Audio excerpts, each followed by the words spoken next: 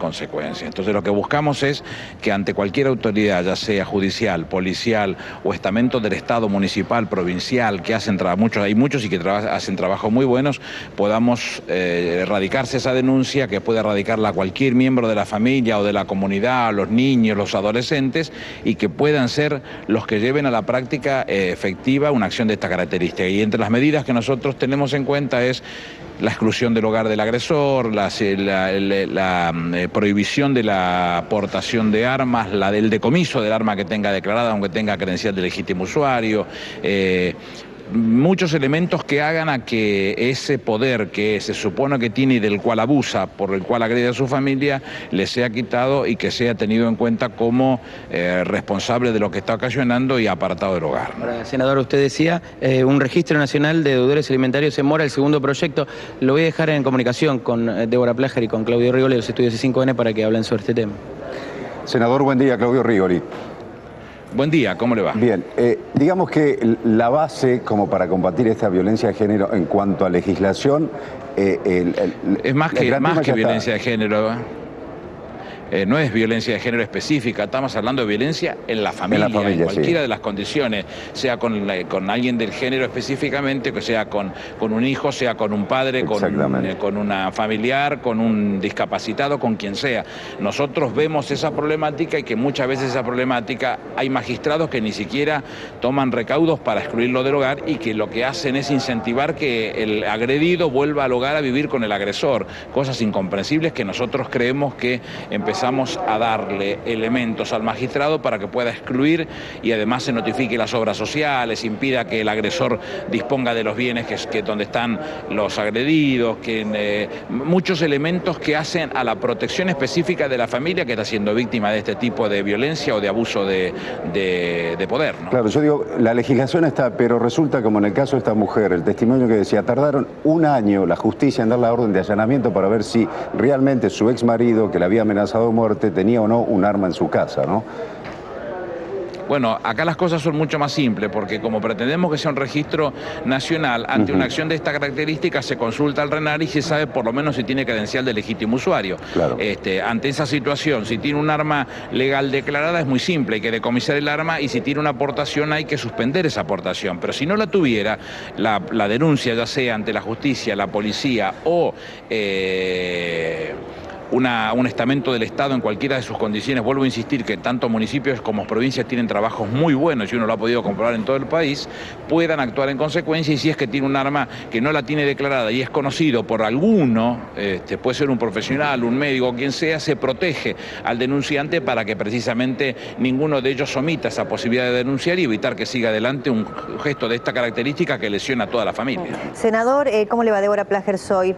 ¿Tienen ustedes alguna estadística cierta respecto de los temas de básicamente de violencia de género? Porque el otro día escuchaba a las integrantes de la Corte Suprema que realmente está trabajando muy bien la oficina de violencia de género allí, del crecimiento exponencial que había tenido en este último tiempo. Pero usted también hoy decía algo importante respecto de la gran cantidad de casos que no se denuncian. Sí, claro, pero con esta ley estamos dando la oportunidad de que terceros sean los que puedan denunciar sin quedar comprendidos en el proceso. Y además lo que nos permite también eso es que en el marco de la estadística que yo sé que el Gobierno Nacional está trabajando para poder hacer una buena encuesta que nos muestre una realidad, también el Estado Nacional hace muchos años, siendo yo ministro del Interior, comenzamos con lo que hoy se conoce como el 137, es un número de teléfono que en la Ciudad Autónoma de Buenos Aires uno llama ante una situación de violencia en la familia y acude no solamente la policía, sino un equipo de trabajadores sociales. La policía para separar al agresor y los trabajadores sociales más los psicólogos para atender a la familia agredida. En todo caso, entonces en la ciudad está funcionando hace bastante tiempo con una enorme cantidad de trabajo, que eso sí lo tenemos medido y conocido, y aprovecho para contarlo para que la gente sepa, ante una situación de violencia, marcar 137, aunque sea para conocerlo, cómo actuar en consecuencia, porque por ahí no se anima a hacer la denuncia y en el momento en que está sola la persona que es agredida puede levantar el teléfono y contar su historia para que le digan cómo se puede actuar de tal manera que sea protegida tanto la persona que está denunciando como sus hijos, como su familia, sus sus padres o cualquiera de los miembros de la familia que sean objeto de la violencia. Senador Fernández, soy Melina Fleiderman. Le quería preguntar, porque usted hablaba de la intención de defender a la familia, y en este sentido, desde la sociedad civil, desde las distintas ONG, se está apuntando también a la posibilidad de que quienes sean denunciados por violencia intrafamiliar, que pierdan de manera automática la patria potestad, y de esta manera poder también apuntar a lo que es la violencia vinculada a las mujeres que ya han padecido esta situación. Bueno, no sé si ustedes han escuchado las reuniones del otro día, la primera reunión que hubo ya formal de la comisión que yo integro, sí, que forma parte de la reforma del Código Civil, la presencia del doctor Lorenzetti, presidente de la Corte Suprema, pero no como presidente de la Corte, sino como especialista en Derecho, un experto en Derecho, la doctora Hayton de Lonasco, también ministro de la Corte, pero en este caso como experta en Derecho, y la doctora Aida Kemermacher de Carlucci. Ahí se habló claramente de lo que va a significar la reforma del nuevo Código, que deja atrás la figura de la patria potestad, no porque sea innecesaria, sino porque está superada por un montón de otras decisiones que hay desde el punto de vista internacional. Ellos les llaman responsabilidad parental, ya tienen un montón de otras atribuciones y cubren un aspecto muchísimo más amplio que el que estaba cubriendo en el concepto de Dalmacio Berezarfi de 1869, con lo cual estamos avanzando hacia una propuesta mucho más inteligente que va a comprender todos esos actos, y aquellos que tengan medidas de esta característica o acciones de esta característica en cuanto a abuso del poder o la violencia intrafamiliar, van a tener responsabilidades por sus actos, y eso va a implicar, va a ir en desmedro de esa responsabilidad parental que está definiendo el propio Código Civil. Senador, ¿cuáles son los tiempos legislativos de este proyecto? ¿Cuándo se trataría concretamente? Usted sabe que recién me lo preguntaban sus colegas, y yo lo que le decía era que la realidad es que uno sería un deshonesto si no dijera que en todos los bloques hay todos sus miembros interesados en que esta política se trate y se analice y se busquen soluciones en común. Sería injusto que yo dijera, no, mi bloque es el que está a la cabeza con estas cosas, sería injusto. Con lo cual seguramente ya las comisiones pertinentes, a partir de que tome estado parlamentario, harán su análisis. Aspiramos que en el tiempo más corto podamos avanzar para su sanción definitiva en el recinto, no solamente la de violencia, sino el registro de deudores alimentarios, porque también entendemos que aquellos que han sido judicialmente condenados al pago de una determinada suma de dinero para que su familia viva de eso, y se hacen,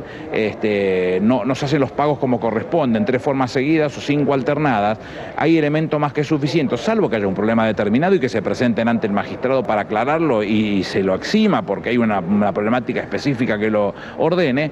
va a tener que pagarlo. Y si no lo pagó, bueno, no van a poder realizar un montón de tareas, como por ejemplo no sacar registro de conductor, no sacar pasaporte, no poder sacar la matrícula profesional, no poder,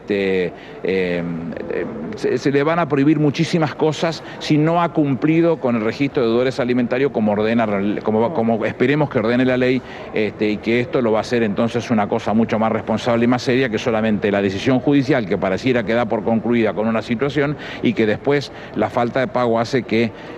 muchas familias sufran o padezcan una situación no deseada, ¿no? Senador Fernández, en estas cuestiones parece haber un consenso parlamentario amplio, pero hay otros temas, por ejemplo, de los cuales se ha hablado mucho en estas últimas horas. Usted mismo ha hecho declaraciones en ese sentido respecto de la eventual reforma constitucional para habilitar una nueva reelección de la presidenta Cristina Kirchner.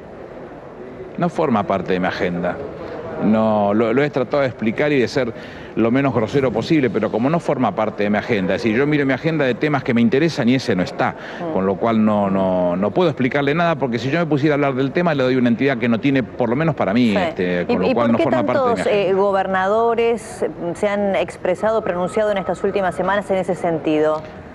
Porque tienen todo derecho del mundo de querer hacerlo, de poder hacerlo, pero yo siento que no forma parte de mi agenda, y si yo me pongo a hablar de ese tema le doy una entidad que no tiene entidad para mí. Nunca he hablado con la presidenta de semejante tema, entonces si hay otros que les interesan y tienen todo el derecho del mundo de poder hacerlo, bienvenido sea, no tengo por qué yo cuestionar a nadie, no soy quien para cuestionar a nadie, pero desde el punto de vista personal sí tengo la vocación de no hablar de los temas que no me interesan, por ejemplo, de este tema que no forma parte de mi agenda. Respecto de los gobernadores, le quería preguntar por De la Sota, porque justamente cuando se conocía ayer un spot hablando de la situación de deuda que reclama la provincia de Córdoba con la Caja de Jubilaciones Provincial, se han difundido una serie de datos que hoy salieron a desmentir desde la provincia diciendo que eran inexactitudes. No, inexactitudes no. Es un tema que lo conocemos y mucho, porque el reclamo surge desde hace mucho tiempo a partir de un convenio que firma el gobernador Schiaretti, y el convenio dice que va a armonizar, es el término concreto con el cual se discutiría lo que sucede en la provincia de Córdoba con el ANSES. Eso nunca se hizo, y la realidad es que cuando se dice no, se perjudican los jubilados cordobeses, la realidad es que estamos hablando de algo así como 92.000 de la provincia de Córdoba con este beneficio, y unos 480 y pico de mil que tienen beneficios cordobeses y que no van a ser financiados por el Estado Nacional. Entonces lo que estamos mostrando es una realidad que existe, es una realidad que ha sucedido, es un convenio que firmó el gobernador Schiaretti oportunamente y que hoy tiene que cumplirse, y bueno, si el gobernador de la Sota entiende que las cosas no son de esa manera, que lo explique donde él quiera, pero el Estado Nacional quiere dejar bien en claro que le interesan tanto los jubilados de cualquier lugar del país, de todas las jurisdicciones, absolutamente de todas. Tenemos 2.700.000 más jubilados, más que los que cuando comenzó la gestión Néstor Kirchner. Tenemos la movilidad jubilatoria que ya viene dando arriba del 30% todos los años. ¿Se acuerda que nos decían que no iba a llegar nunca al 4%? Bueno, venimos cumpliendo con todos los jubilados, también con los cordobeses, que le importan tanto como el que más al gobierno nacional, pero no se puede hacer locuras sobre lo que se firmó, hay que cumplir con lo que se firmó, y bueno, si no están cumpliendo con ello, hay que decirle a la sociedad y contárselo como se le cuenta en ese spot, que me pareció estupendo, como se explica las cosas, para que los cordobeses no se lleven un concepto equivocado de lo que realmente está sucediendo. Senador, Vamos bueno, a vemos que restablecer tenía el alguna vínculo. dificultad Quisiera con el consultarle retorno, en principio, así que y seguíamos el tema de... Ahí lo dejamos en diálogo con Guillermo Vera.